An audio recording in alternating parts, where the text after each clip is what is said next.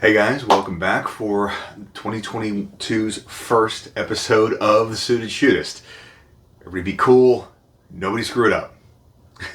So, I'm going to, in an attempt like what I talked about in my last video, keep things a little bit more brief, a little bit more concise, and a little bit more visually interesting. So I'm going to go ahead and just jump into today's topic. And what I'm going to be talking about is the idea that they are not like you.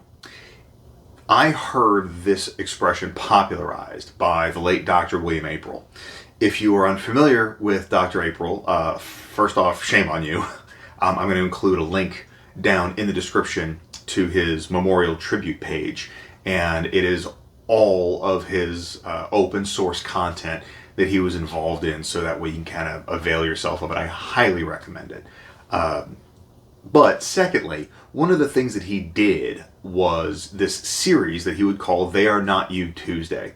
The idea behind it was he would take a news story, typically a violent encounter, and he would analyze it and highlight how violent criminal actors prioritize what they value, how they think, etc.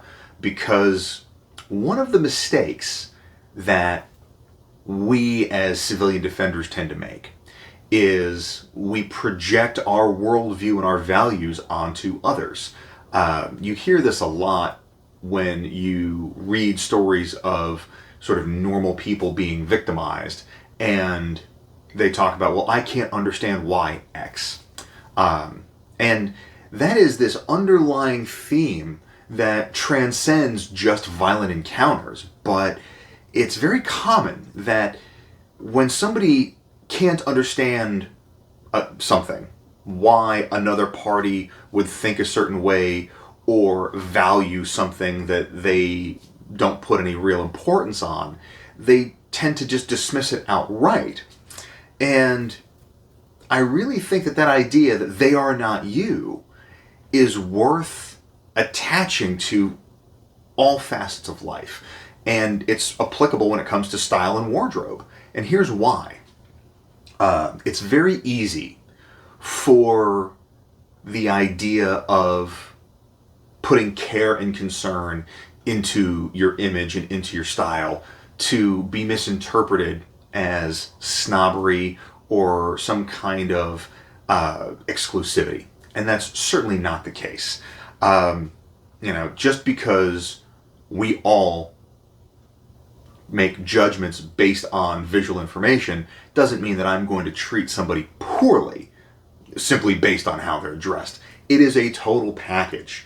But this is why this is important, because, for the folks that choose to live their life within a 50-mile bubble and don't really explore outside of that, that's fine. That's how they choose to live their life. Me personally, I grew up on the East Coast. I moved down to Louisiana to go to school, and then after that I came out here to Texas. And so I have been exposed to a fairly broad range of kind of societal subcultures, and a lot of them dress, behave, and talk differently. And the reason why this idea that they are not you is important is because if you use that as the starting point, and then you start looking into why and how they are not like you, that level of understanding equips you with the knowledge that allows you to be far more socially fluid. And that's really what I appreciate about the whole idea. Case in point, my wife's family in southern Louisiana, culturally, societally, could not be further from the arena that I grew up in, growing up in the DC area.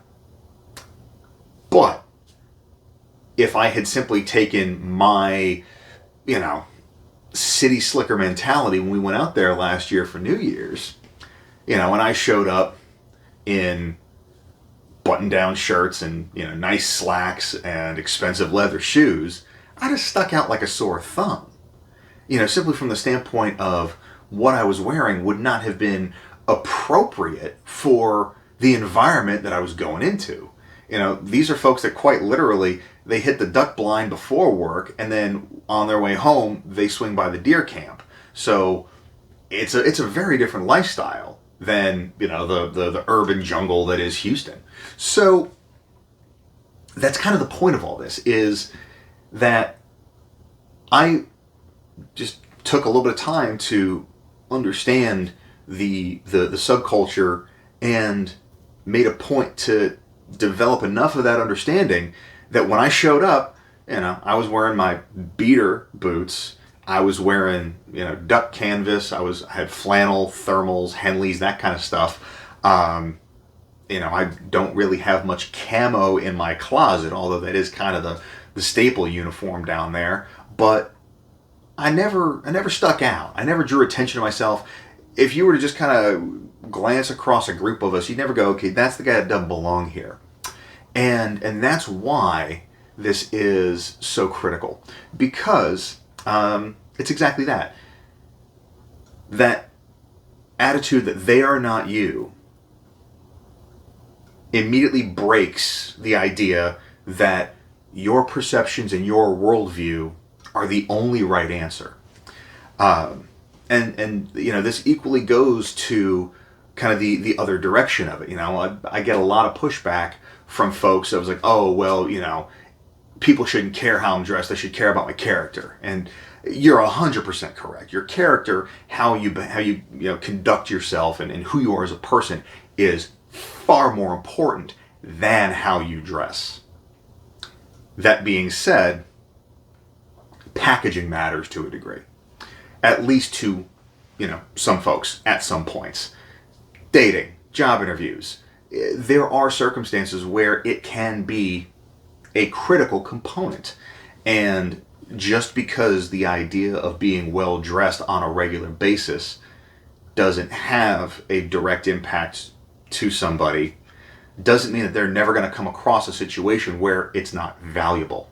And so that's really where some of this comes into play, because if you don't get it, then if you find yourself in those situations, what's going to happen is you're going to end up looking like the Steve Buscemi meme of, hello, fellow children, and it's going to be very apparent that you're wearing a costume and you're playing a role, as opposed to having the baseline understanding of sort of an authentic version of yourself. Because the person that I am in Southern Louisiana is the same person that I am at a fine dining restaurant in New York, but they don't look the same, but they both look like they belong, and that's the critical part of it.